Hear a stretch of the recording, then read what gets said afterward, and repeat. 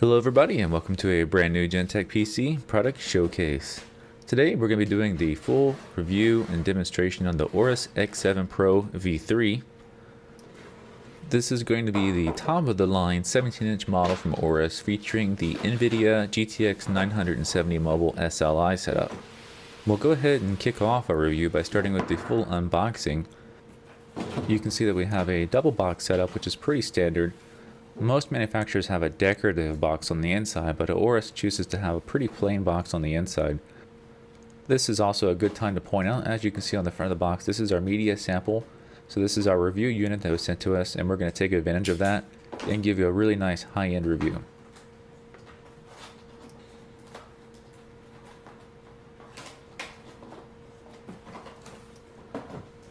Once we get the inside box open, you would think that might be the laptop in there, but what we actually have is a third box. So we have a box and a box and a box. And this box is protected by the foam inserts on the corners. That's going to help protect everything inside from shock damage and crush damage. Once we get that box open, then we're going to find the laptop right there on the top, inside of a protective sleeve that helps keep it from getting scratched up.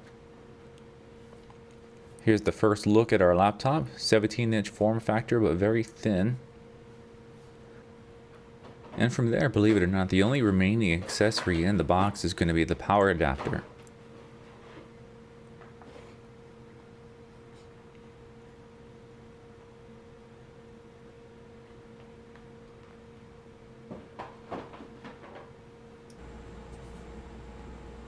Let's take a quick jump over to the system BIOS and we can take a first look at some of the hardware and the BIOS options.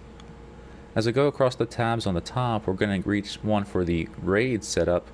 Here you can see we have two 256GB SSDs in our RAID 0 array. So that's a 512GB RAID 0 setup.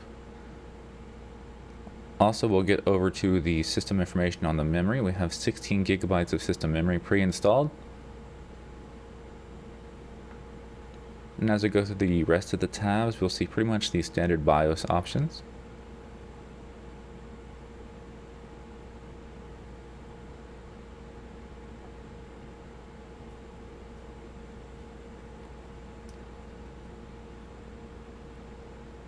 Now we have the unit powered on, and inside of Windows we can see the first look at the screen. We can see the backlighting on our keyboard and the overall layout for the user.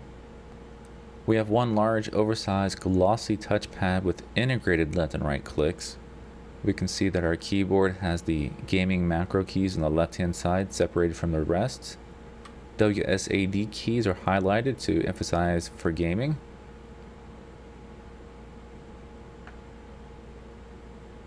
Everything is going to be low profile chiclet style keys. We have the embedded arrow keys for the keyboard layout. While the touchpad is glossy, the palm rest area itself is a matte covering, so it's not going to hold your fingerprints. The Aorus logo on the top acts as our power button. As far as stickers go, we just have the SLI sticker on the screen and the Intel sticker on the palm rest area. The back of the LCD lid is also matte, and we have the Aorus logo in the center.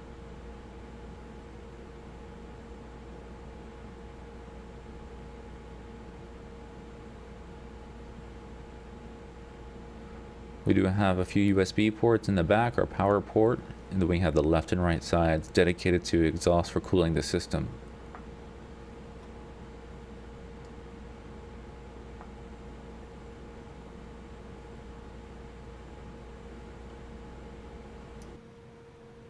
As we approach the other side on the right, we have a little bit more room for cooling here, and then we have the USB 3.0 ports, our mini display port, and a card reader all accessible on that side.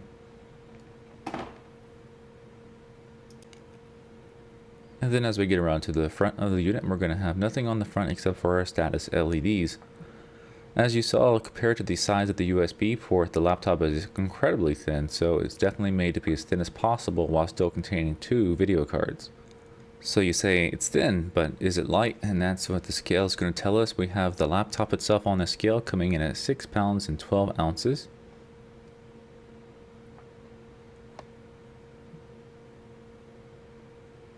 Then we're going to add the power adapter into the mix. This is rated at 19 volts and 10.5 amps, so 200 watt capacity.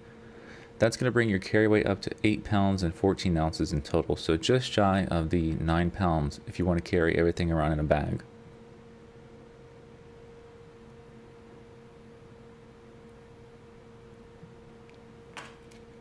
Now it's time to take a look at the measurements. We have a measuring tape out, and it shows that we're at just over 1 inch, about 1.25 inches as far as the full height of the laptop in the rear. This also gives you a quick glance at the left-hand side connections that we didn't look at earlier. And over at the front, it's going to be coming in at under 1 inch at the very front, but due to how it's tapered, I would call it about 1 inch. Now moving into one of the software features, we have the macro hub up, and this piece of software is what's going to let us program and control all of the gaming macro keys on the left-hand side. As you can see, while you have 5 keys to actually activate, the G key on top actually cycles through all of the different sets. So you can actually have multiple sets, giving you an actual total of a lot more than just 5 macro keys. There are several things already built into the software, or you can of course program your own.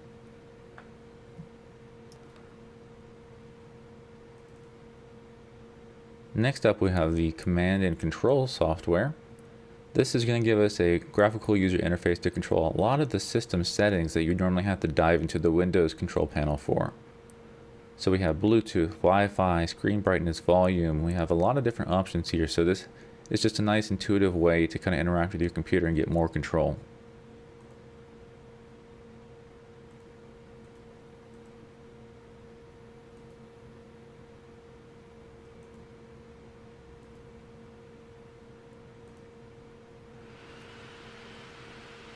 Being that this is an SLI enabled laptop and you have dual graphics cards, one of the more important features built in here is in the very top left hand side, where you can enable or disable the secondary GPU.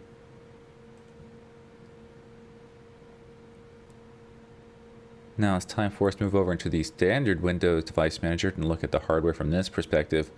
We see both of our nVidia GPUs at the top. In the center under the network, we have the killer gigabit Ethernet controller, so we have killer brand for the wired connectivity. Intel Core i7 4870HQ for the CPU, and here is the specifications for the monitor panel.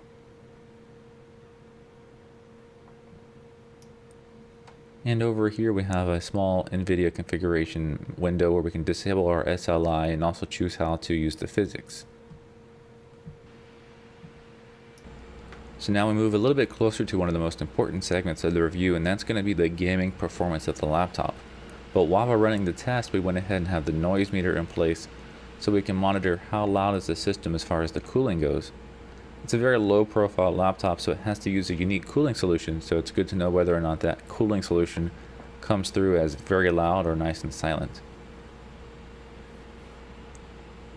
Keep in mind that we always set up these tests for the worst case scenario, so that the readings we get aren't really the best way to assume how loud the laptop will be in person, since you won't put your ear right next to the exhaust, but it's a really good way to compare laptops to each other as we review them, because we're always reading each laptop the same way.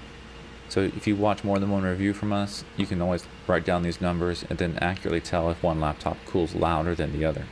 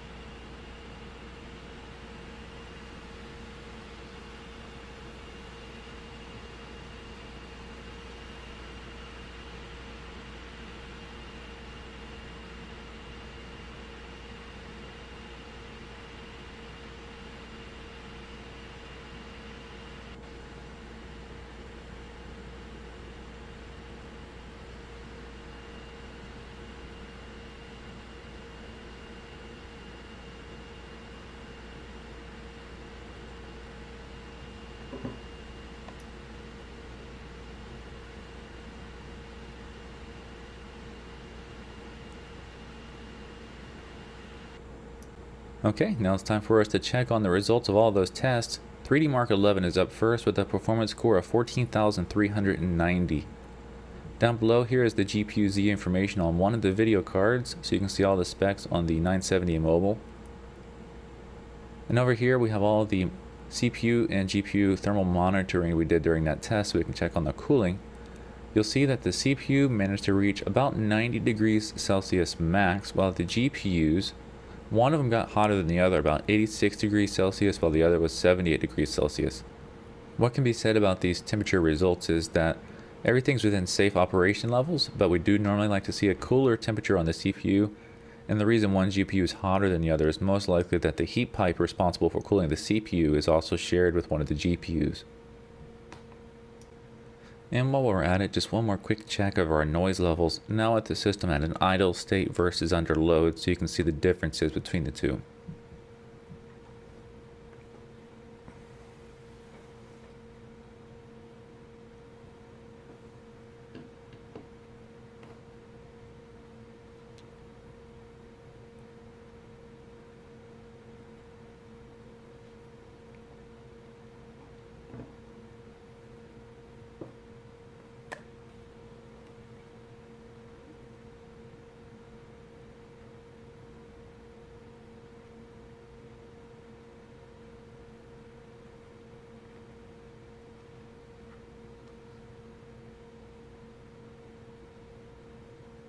Okay, the benchmarks are not done yet. We're now validating our score for Firestrike. You can see the result for us was a score of 10,673. One of the really great things about Firestrike is all the detailed information you get from running this. You get full line graphs showing all of your temperatures on the system. Feel free to pause the video for a second if you need to while we zoom in and take a look at some of that information.